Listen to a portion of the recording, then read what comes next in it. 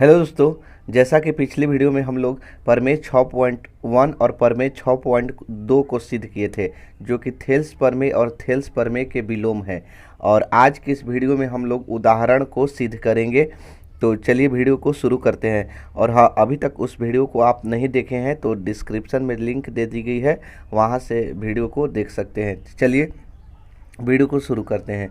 चलिए देखिए, उदाहरण 1 में दिया है कि यदि कोई रेखा एक त्रिभुज ABC की भुजाओं AB और AC को क्रमशः D और E पर प्रतिच्छेद करे तथा BC के समांतर हो।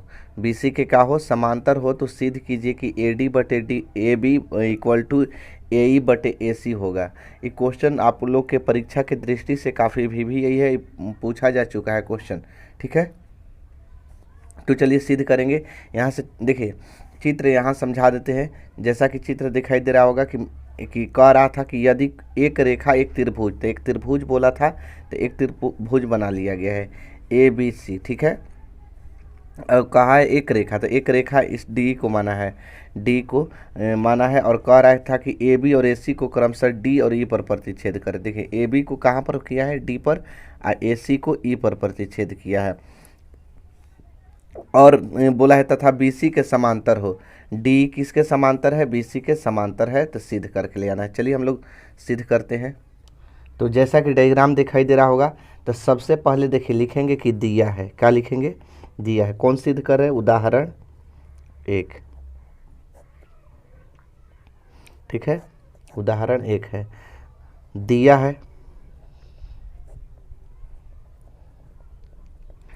पहला लिखेंगे कि ABC एक त्रिभुज है।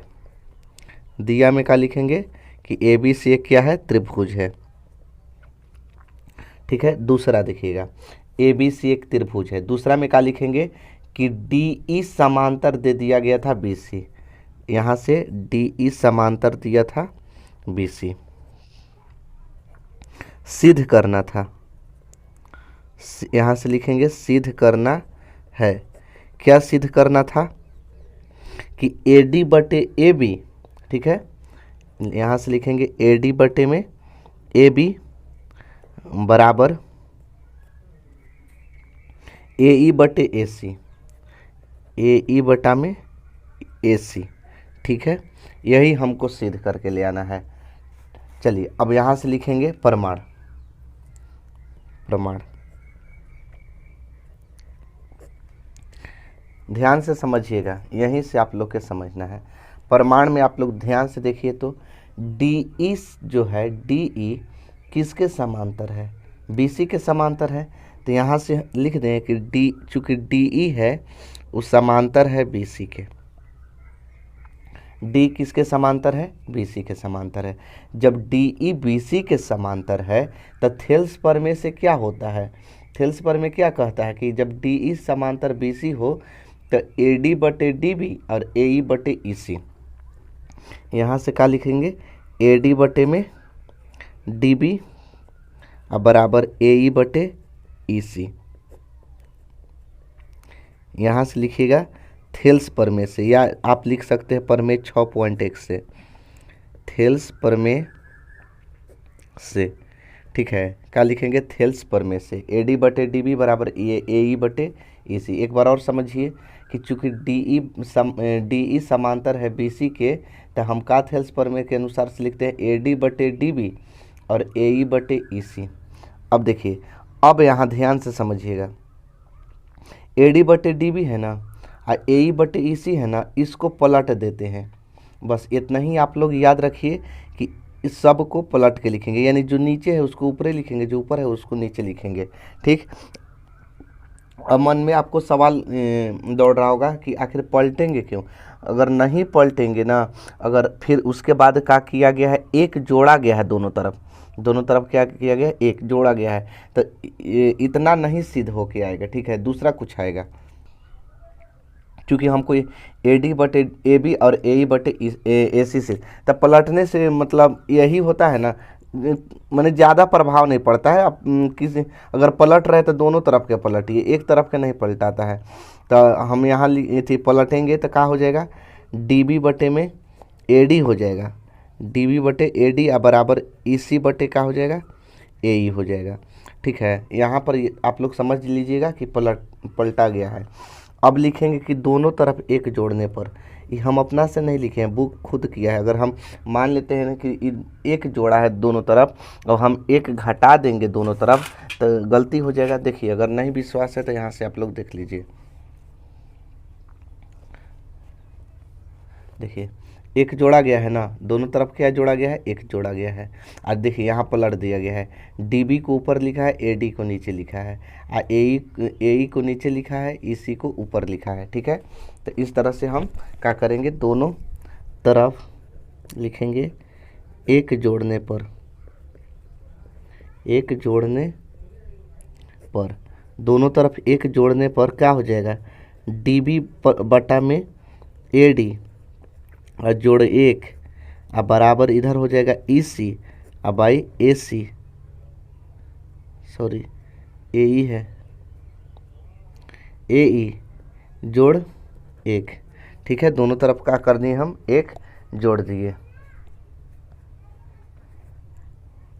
अब देखिएगा यहाँ LCM करेंगे तो DB हो जाएगा अब प्लस में AD हो जाएगा, अब बटा में AD हो जाएगा। देखिए क्या किए हैं, बटा में एक करके LCM लिए हैं, AD या एक का LCM AD से AD कटेगा एक बार में, DB हो जाएगा एक से AD बार में, एक से करेंगे तो AD अब बराबर, यहाँ से भी LCM करेंगे तो AE हो जाएगा और AE से AE कटेगा तो बचेगा EC और जोड़ एक से करेंगे तो AE बार में।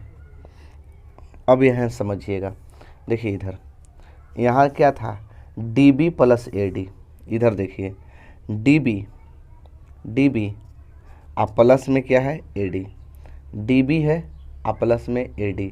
अगर पूरा नाम हम पूछे DB और AD को जोड़कर पूरा पूछे तो क्या कहिएगा कि AB होगा, तो यहाँ लिख देंगे AB बटा में क्या है AD बराबर, इधर देखिए EC जोड़ AE, यहाँ से EC और जोड़ AE, पूरा पूछे तो क्या होगा, EC और AE जोड़ने के बाद क्या होगा, AC होगा, AC अब AE। अब फिर इसको पलट दीजिए, AD को ऊपर और AB को नीचे अब बराबर, फिर AE को ऊपर और AC को नीचे। ठीक है, यहाँ से क्या हो गया, आपका प्रूफ्ड हो गया। यही हमको क्या करना था, सिद्ध करके ले आना था। ठीक, चलिए अब उदाहरण 2 को देखते हैं। उदाहरण 2 में देखिए कि कहा है कि ABCD एक समलंब है जिसमें AB समांतर है DC के। देखिए ABCD एक समलंब है, कैसे जानेंगे कि समलंब है, तो जिसके दो गो भुजा असमांतर है, दो गो भुजा समांतर हो। देखिए दो गो समांतर है और दो गो क्या है, असमांतर है। तो ABCD एक समलंब है जिसमें AB है समांतर है DC के। असमांतर भुजा कौन कौन असमांतर है, AD और BC। AD और BC पर क्रमशः E और F इस प्रकार है। देखिए E और F इस प्रकार है कि EF भुजा AB के समांतर है। EF भुजा किसके समांतर है, AB के। तो दर्शाना है ना कि AE बटे ED और बराबर BF बटे FC, AE बटे ED अब बराबर होगा BF बटे FC के। ठीक है, यहाँ से डायग्राम देख लीजिए, यहाँ पर रचना भी किया गया है। A को C से मिलाया गया है जो कि G, यहाँ पर जो प्रतिच्छेद करेगा वो G पर प्रतिच्छेद करेगा। ये सिद्ध करते हैं। सबसे पहले लिखेंगे दिया है, यहाँ लिखेंगे दिया है। देखिए क्या दिया है, पहला में लिखेंगे ABCD। ABCD एक क्या है, समलंब है। ABCD एक समलंब है। ठीक है, ABCD क्या है, समलंब है। ABCD लिख दिए एक समलंब है। दूसरा दिया था कि AB जो है DC के समांतर है, AB समांतर DC। ठीक है, अब AB समांतर DC और असमांतर भुजा E और F पर एक लिए है ना, असमांतर भुजा AD और BC पर E और F दो गो बिंदु लिया गया है। अब बोला गया है कि इसमें कि जो EF भुजा है AB के समांतर है, यानी और दे दिया है कि EF जो है समांतर है, EF समांतर है किसका, AB का। ठीक है, EF किसके समांतर है, AB का, ये दे दिया गया है। अब यहाँ से हमको सिद्ध करना है, लिखेंगे सिद्ध करना है। देखिएगा क्या सिद्ध करना है कि AE बाई ED और BF बटे FC। यहाँ से लिखेंगे AE बाई ED बराबर BF बटे FC। रचना देखिएगा, रचना किया गया था, दिखाए थे आपको कि A को C से मिलाया गया था। तो यहाँ से हम रचना में कर देते हैं, A को C से मिला देते हैं। रचना कभी भी डॉट डॉट लाइन से करिएगा, ठीक है, इससे पता चलता है कि रचना किया गया है। तो यहाँ से एक बिंदु लिख देंगे G। तो लिखेंगे यहाँ कि A को C से मिलाया, C से मिलाया, A को C से मिलाया, पहला रचना है। दूसरा में क्या हुआ है कि AC रेखा EF को G पर प्रतिच्छेद करती है। क्या लिखेंगे, AC रेखा EF को G पर प्रतिच्छेद करती है। यहाँ से लिखेंगे AC रेखा EF को G पर प्रतिच्छेद करती है। चलिए ठीक है, अब प्रमाण में देखिएगा, ध्यान से समझिएगा थोड़ा सा। यहाँ से देखिए समझिए प्रमाण में, चूँकि AB समांतर किसका है, DC के है। AB समांतर किसका है, DC का। ध्यान से यहाँ देखिएगा कि AB समांतर किसका है, DC का है। चूँकि लिखेंगे AB समांतर है DC का, AB समांतर किसका है, DC का। EF समांतर किसका है, EF समांतर AB का है। EF समांतर किसका है, AB का। तो जब EF समांतर AB का है और AB समांतर DC का है, तो यानी ये भी हो जाएगा, EF समांतर हो जाएगा DC का। देखिए समझिए, AB समांतर है DC के, ठीक है, और EF भी समांतर है AB का। तो जब AB इसके समांतर और E इसके समांतर, तो E भी इसके समांतर, ठीक है। तो यानी कि कौन, EF समांतर हो जाएगा किसका, DC का हो जाएगा।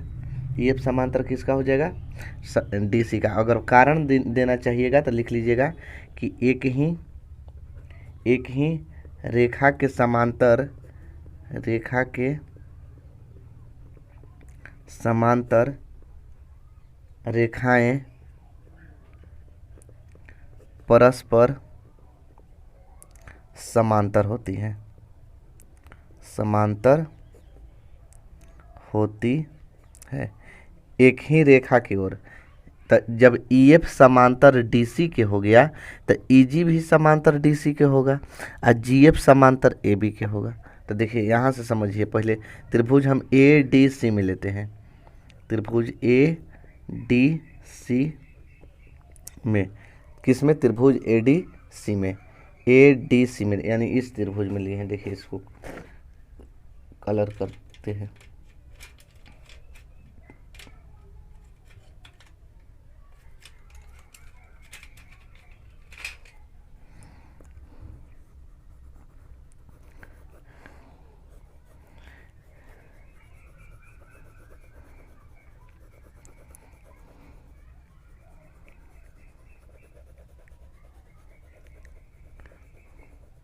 अब अच्छे से समझ में आ रहा होगा कौन त्रिभुज में लिए हैं, यानी लिए हैं किस में, ADC में, ठीक है, ADC में।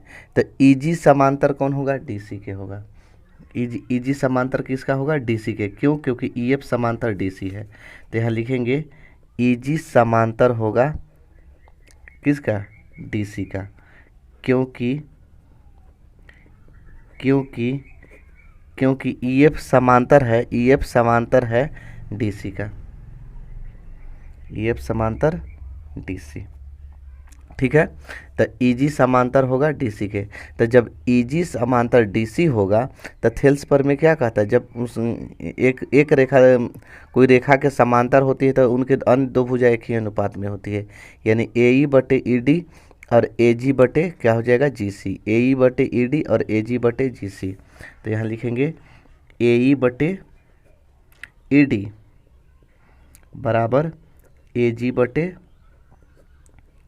GC। कहाँ से, परमेय 6.1 से, चाहे थेल्स परमेय से। यहाँ लिखेंगे परमेय 6.1 से, ठीक है। अब देखिएगा इसके बाद अब कौन त्रिभुज में लेंगे, अब यहाँ से इस त्रिभुज में लेंगे। जो बच गया है ये ऊपर वाला के जो खाली दिखाई दे रहा है आपको, उस त्रिभुज में लेंगे। यानी लिखेंगे त्रिभुज कौन, ABC में, चाहे CAB ऐसे भी लिख सकते हैं, आपका मन जैसे आपको लिखना, आप लिखना चाहे, ठीक है। तो यहाँ से लिखेंगे त्रिभुज ABC में,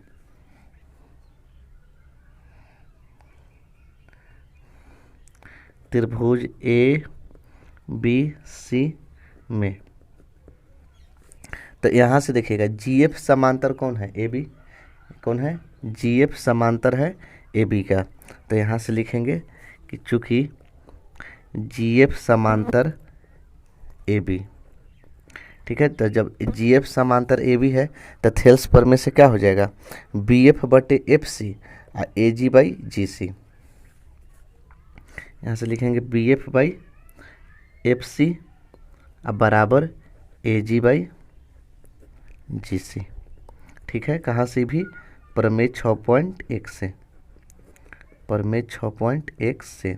इसको कर दीजिए इक्वेशन फर्स्ट, इसको कर दीजिए इक्वेशन सेकेंड। अब देखिए तो दोनों तरफ कौन मिल रहा है, दोनों तरफ क्या मिल रहा है, AG by GC, AG by GC। तो दोनों तरफ जो मिलता है ना उसको हटा दिया जाता है। तो दोनों तरफ AG by GC, AG by GC मिल रहा है तो इसको हटा देंगे। तो क्या बचेगा, AE बटे AE बाई AD अब बराबर इधर के हटा देंगे तो BF बाई FC। कहाँ से, 1 और 2 से, 1 और 2 से।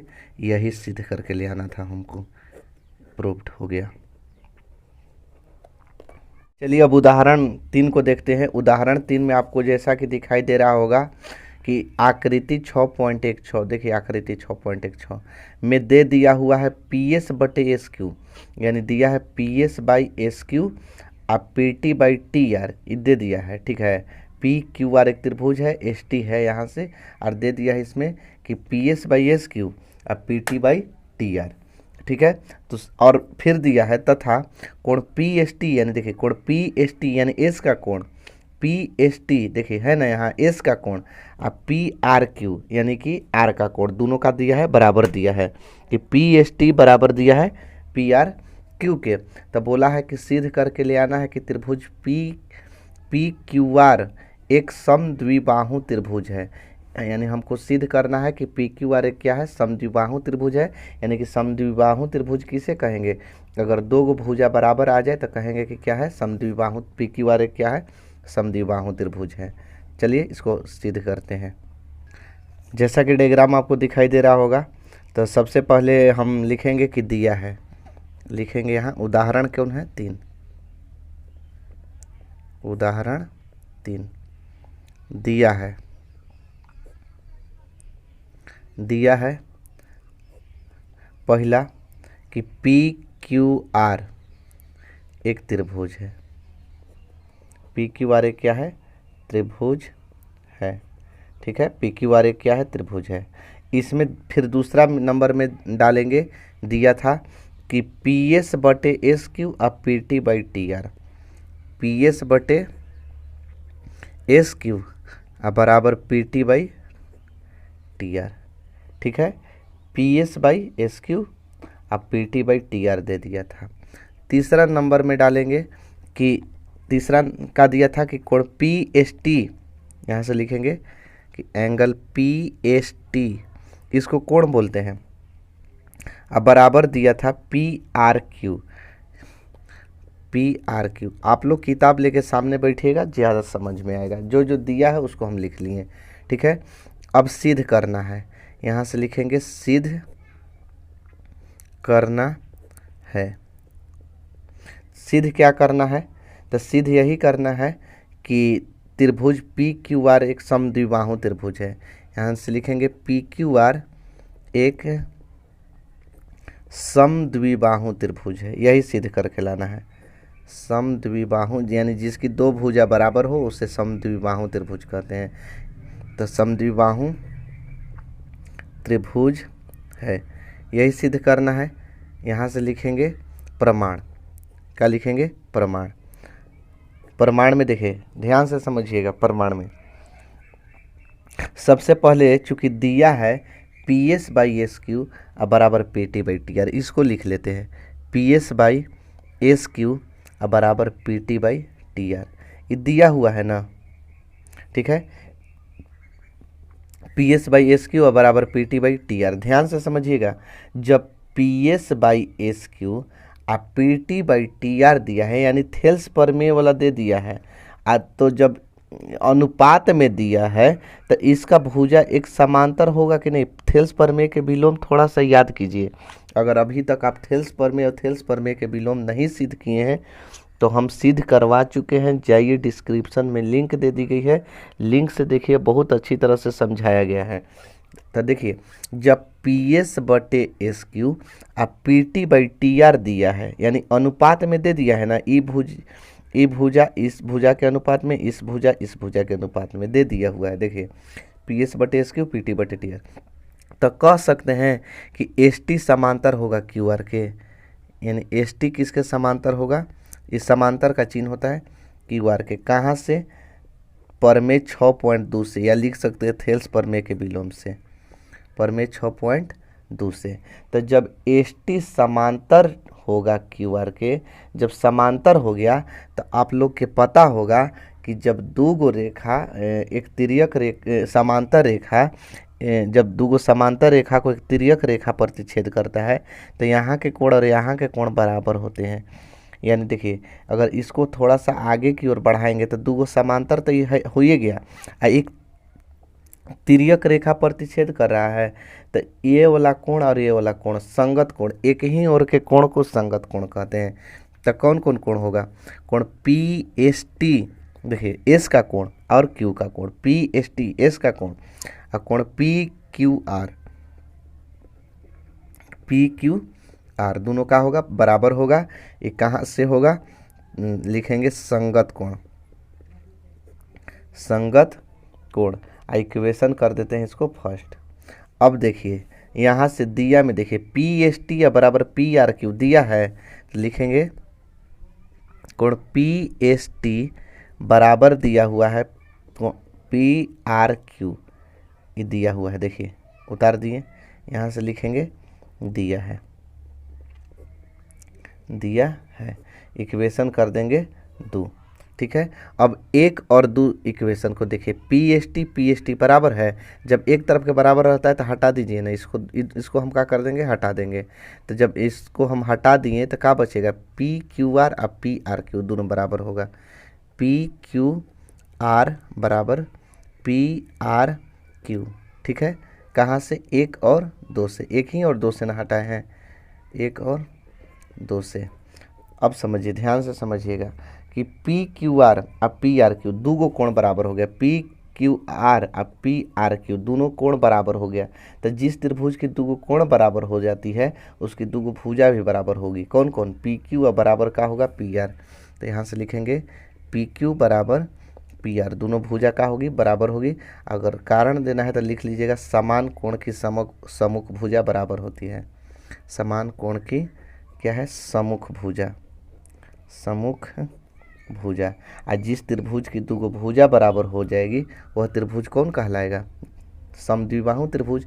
इसलिए पी क्यू आर लिखेंगे एक समद्विबाहु त्रिभुज है, यही सिद्ध करना था, बाहु त्रिभुज है। ठीक है।